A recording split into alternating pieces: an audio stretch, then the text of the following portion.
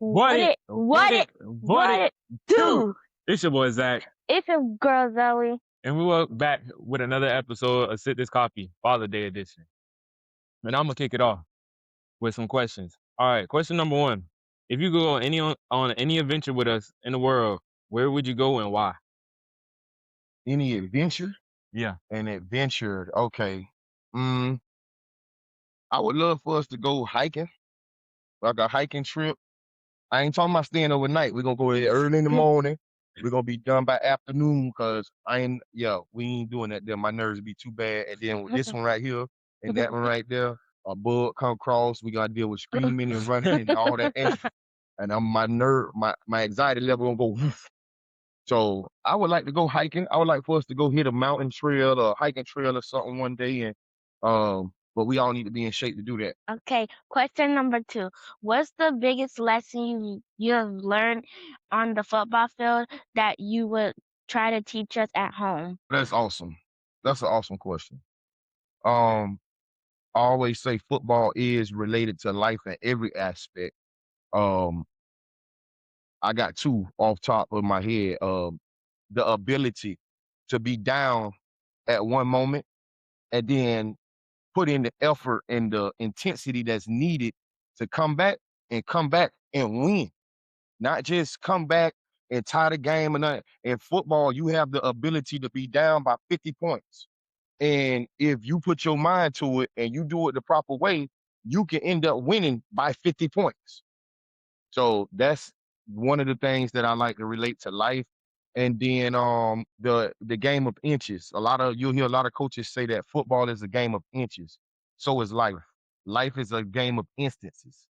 So if you make the proper opportunities work for you in the right way, it is a proper instant. It's the game of inches. So every little thing happens, every little thing can add up to creating a whole new outcome of a football game. Same thing with your life. Every situation, every little instance that goes on within your life can change the whole trajectory, the whole outcome of your life. So the game of inches and what did I say first? The being down and coming back. Yeah. So them two things. Question number three: what was the first thing that went through your mind, the day you became a dad? Mm, that's deep. That's deep. Now you about to make me emotional or something. Yeah. True story. I was in a dark place. I was incarcerated at the time, and I happened to be in there with a couple of family members. And I remember talking to your mom, and she was emotional, and she was like really emotional. Your mom already emotional, but she was really emotional, and she was crying and stuff. So I was like, "What's going on with you?" I knew it was something extra, and then she said, "I had an interesting day. The day I found out that I'm pregnant." And she was pregnant with you at the time. And I told myself right then, I don't know what told me or what, but at that moment, I said it's gonna be a boy. Like I just knew it right then. I said it's gonna be a boy. And I told myself I gotta do whatever it takes to make sure I'm around for my son more than my pops was around for me. So that was the main thing. I want to be an active father, I want to be a present father, and I want to be a real father. So that was my first thought. Making sure that I gotta get myself out of what I'm in right now to make sure that I can do what I gotta do for my incoming child. Okay, question number four. What is one thing you hope we always remember even when we grow up? Man, y'all coming with them, bro. Y'all coming with them. Good gracious. Okay. Um, let me see. Hold on. Hit that arrow down right there. Over there to the right where it say Elo. I'm gonna answer that question right now. Yep. That's all I wasn't paying attention to that. Okay, can you repeat that question and we'll edit that part of that. Question number four. What is one thing you hope we always remember even when we grow up? Your upbringing.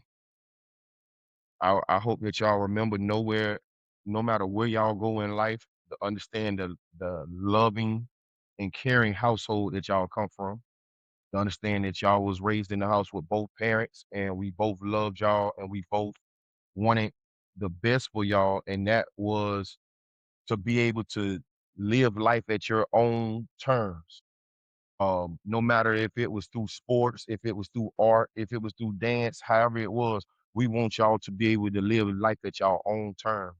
So just understanding y'all upbringing and why we nurtured y'all the way that we nurtured y'all, why we housed y'all the way we housed y'all, and why we continue to do the things that we're doing now to make sure that y'all come out to the best product that you can be beneficial to yourself. That you don't need 1,000 people around you. You don't need 10 people around you. You need you and what's inside of you. And what's inside of you is your upbringing. Question number 5. If you could have any superpower, if we could have any superpower as a family, what would it be? Oh man. A superpower as a family. Yeah. Um, Now you got me thinking about the movie The Incredibles. Yeah, I'm thinking about The Incredibles. Like, uh, I think we are a superpower. I think we are a superpower now. We are a unit superpower. We when we come together, it's like what the dude used to say, Captain America used to say, with our powers to combine, yeah, we make the world, we take over the world or whatever, we protect the world. But when we together right now in the present, we are a superpower. So we powerful together, we could do anything.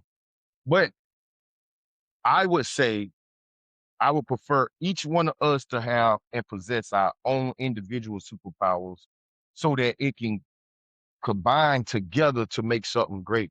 So like how the Fantastic Four, you got your stretch guy, you got your rock hammer strength guy, you got your elastic guy, you got your fire guy. All of it together makes it good. So that's what I would hope, that we are like the Incredibles or the Fantastic Four. Each one of us have our individual powers that can coincide together and make us a super unit. Okay. Last question. Ooh. One word to describe our family. One word to describe our family. Amazing.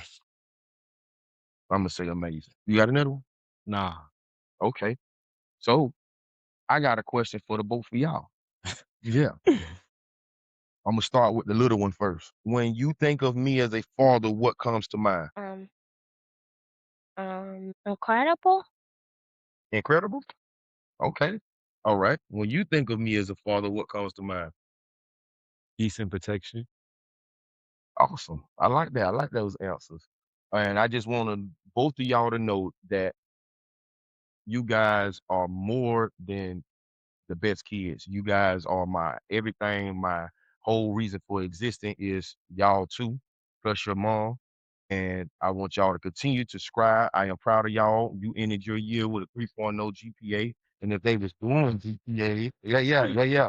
We actually could have added the clap on there. But if they was doing GPAs, you would be a 3.0 student too. So um, I'm proud of both of y'all. I want y'all to continue to do what y'all doing, to continue to make me and your mom happy, especially your mom.